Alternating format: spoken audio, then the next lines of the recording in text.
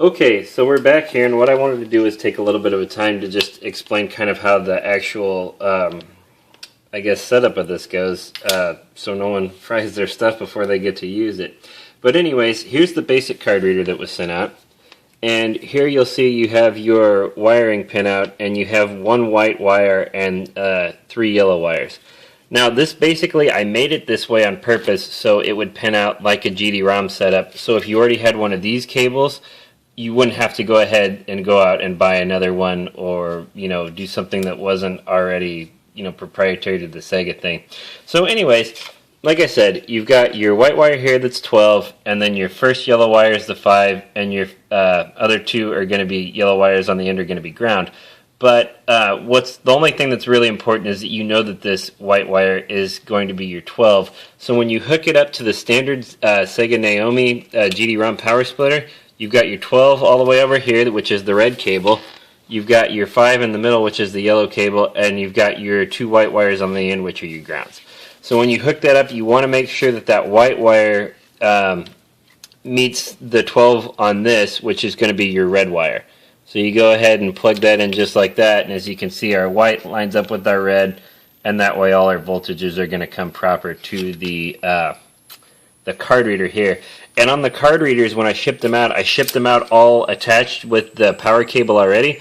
But in case this ever comes off, it only goes on one way. As you can see, well, maybe you can't see it here if I can get the camera to focus in on it.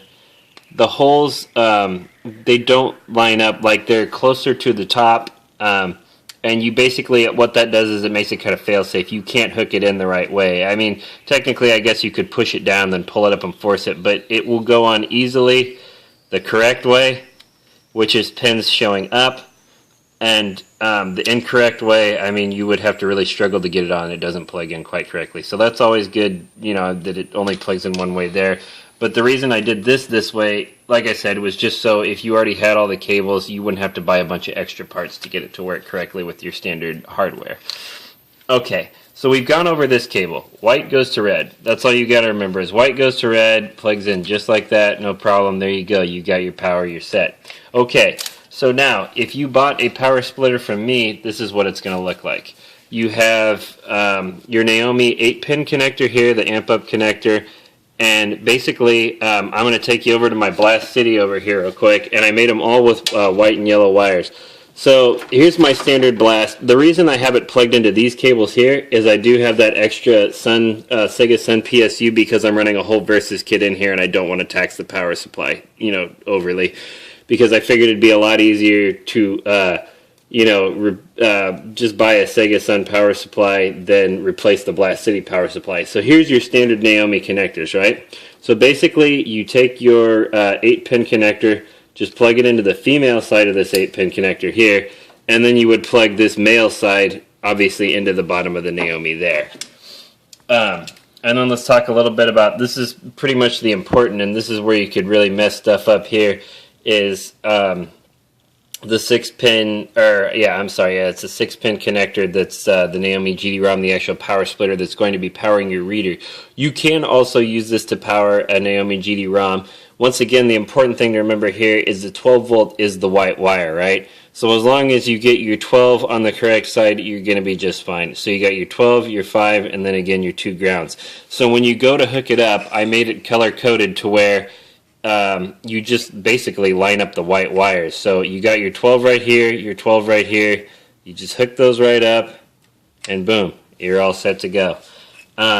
Again, I would, I don't know if I've actually said this before, but I would mount the card reader before, hooking up any of the wiring, just so you kind of had a feel of, where you wanted it and stuff like that. I made the power splitters, fairly long. I think they're at least 2.5, 3 feet long. So you'd be good on that, pretty much mounting it anywhere inside of a candy cabinet. Now Woody's, you got a lot of room to play with, so I'm sure you could figure out a way to make it not fit, but it should fit 90% of the time.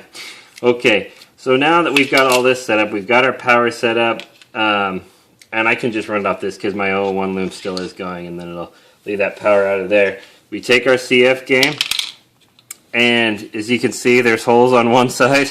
That's the way you want to do it. Silver side up with the holes going in, and you just plug it in like so, and then you take your 50 pin SCSI 2 cable, plug one end here into your net dim, and you take the other end right here and you plug it into the back of your CF reader, and then we're just going to power this on and see what happens.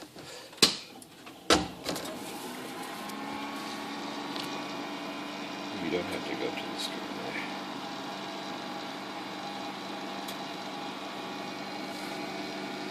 So basically what should happen, and let's see if it does here in a second before I say so. Yep, you see the little blinking red light there?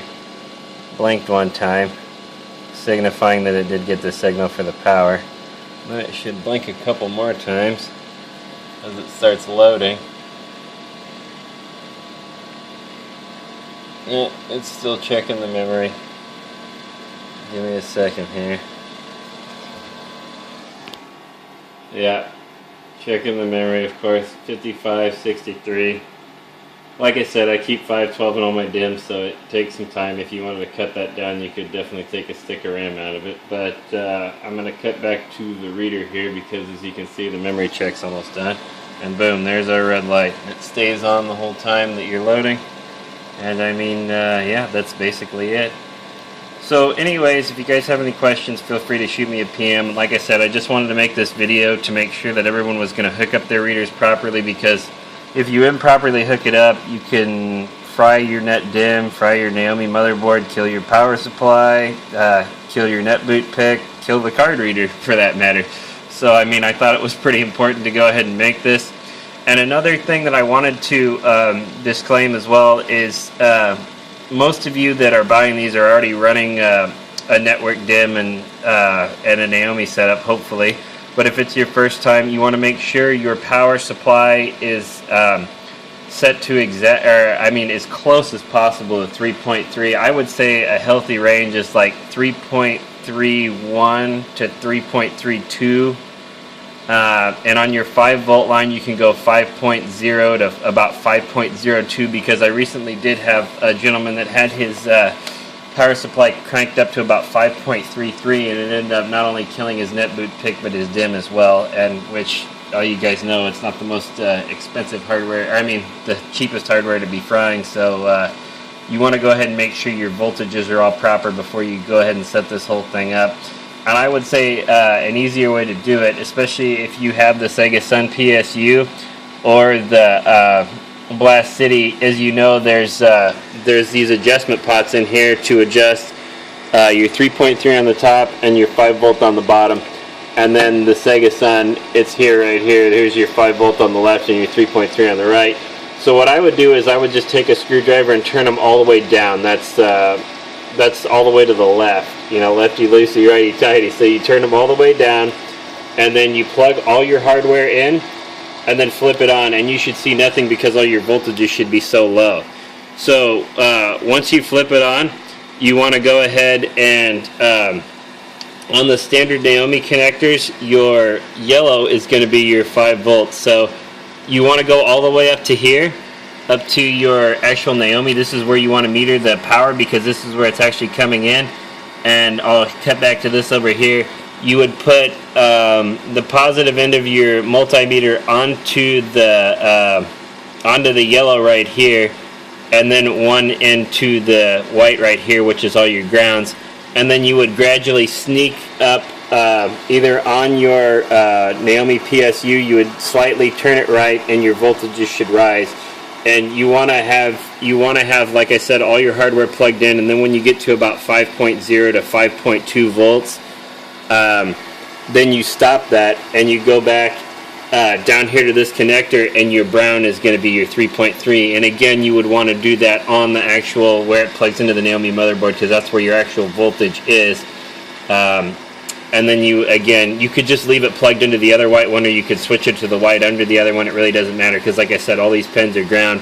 And then you'd go up to this connector up here again, and you would turn up the 3.3 until you actually do get the 3.3 to 3.32 volts, back showing on your multimeter. And yeah, I mean, I think that pretty much covers everything. Again, like I said, if you have any further questions, feel free to shoot me a PM, and I will try to get back to you as soon as possible.